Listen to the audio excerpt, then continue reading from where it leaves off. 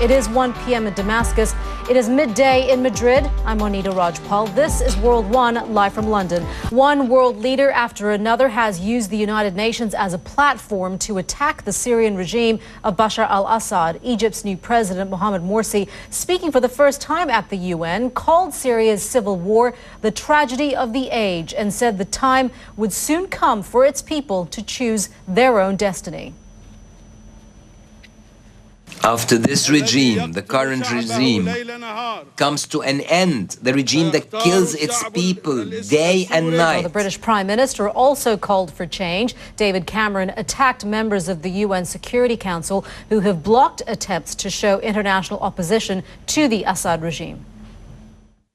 A 16-year-old Syrian called Wael, who was detained in a police station in Deraa, said this. Well, reports from activists in Syria suggest Wednesday could have been the bloodiest day since the uprising began a year and a half ago. Opposition sources say more than 340 people died at the hands of the regime. Nick Payton-Walsh joins us now from Beirut. Nick, let's first of all let's talk about what's happening in Syria right now, particularly what happened yesterday. Absolutely. While most of the headlines were taken by the significant blast in the center of Damascus. There's yet another crisis brewing, and this is for those who actually survive the fighting. The United Nations Refugee Agency says up to 700,000 Syrian refugees could leave the country by the end of this year, nearly 4 times its original estimate. But as CNN's Ivan Watson found out, it's recently become much harder to get out of Syria and across the border into Turkey. He found refugees waiting in their thousands just meters shy of the border fence in appalling conditions. They live almost hidden in the olive groves.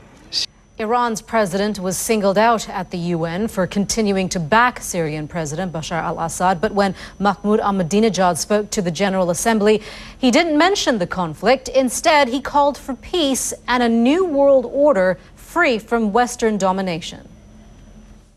Policies of the world's main centers of power are based on the principle of domination and the conquering of others. Israeli leader Benjamin Netanyahu will argue the case against Iran when he speaks at the UN today. But closer to home, the Palestinians are forcing the issue of their own state back onto the UN agenda. And they'll ask the UN to upgrade their status to non-member observer state after the UN chief warned that time was running out on a lasting settlement. The two-state solution is the only sustainable option. Yet the door may be closing for good. The two-state plan has had wide international backing, and it is the main thrust of the Oslo Accords signed nearly 20 years ago. But negotiations have been at a stalemate for years. A major sticking point is Israel's policy of building Jewish settlements in the West Bank. For its part, Israel has raised concerns about giving Palestinian refugees the right to return to their homes. So, is there any alternative? The Palestinian leadership could go it alone in a bid for statehood, but they suffered a setback last year when their bid for recognition as a UN member state was blocked. Well, CNN senior international correspondent Sarah Seidner is in the West Bank. She joins us now live from the city of Ramallah. Sarah, are Palestinians talking about a two-state solution anymore, or have they given up on this? No, of course they are. They have been talking about a two-state solution, and that's generally what everyone thinks should happen. Let's talk about what's going to happen at the UNGA today. Now, Sarah, thank you. Sarah Seidner there in Ramallah. You're watching World One live from London. While the streets in Spain are filled with protesters and tear gas, 2 days of anti-austerity protests across Spain, the nation awaits the unveiling of Prime Minister Mariano Rajoy's 2013 budget. Anger over austerity measures triggered massive protests Wednesday. Now live with the latest on that, Al.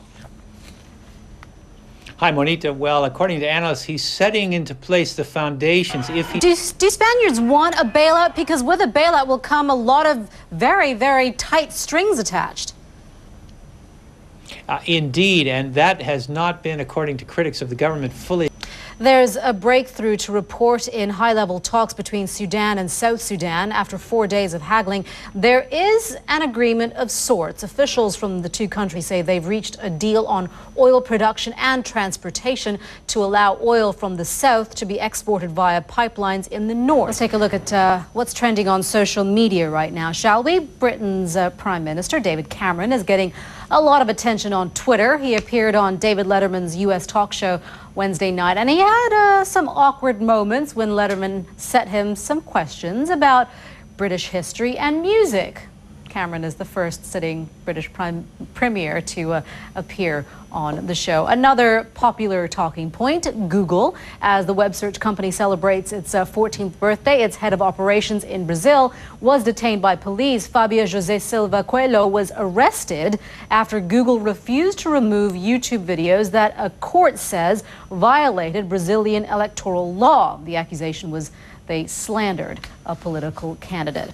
And finally, also trending, Andy Williams, the much-loved American singer, died this week after a battle with bladder cancer. He was best known for his Oscar-winning song, Moon River, from the movie Breakfast at Tiffany's. Williams was 84 years old. You are watching World One, live from London. American football players, coaches, and fans are breathing a sigh of relief after a deal was reached to end the referees' lockout.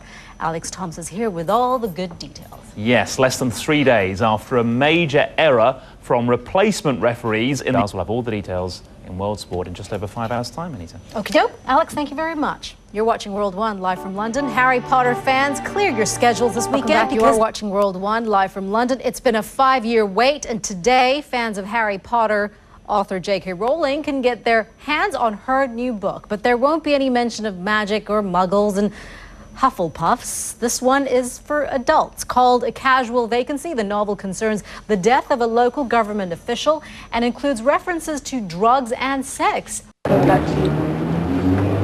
Aaron McLaughlin reporting there on this new book by J.K. Rowling. Now, here in the UK, people are cleaning up from what is being called the worst September storm in the last 30 years.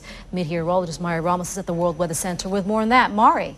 Yeah, it doesn't look like they're doing too bad there in London, but across other parts of the UK, particularly as we head north into... All right, Mari. Thank you very much. You are watching World One, live from London. I'm Monita Rajpal. Thank you for joining us. We'll update you of the news headlines in just a couple of minutes, right here on CNN.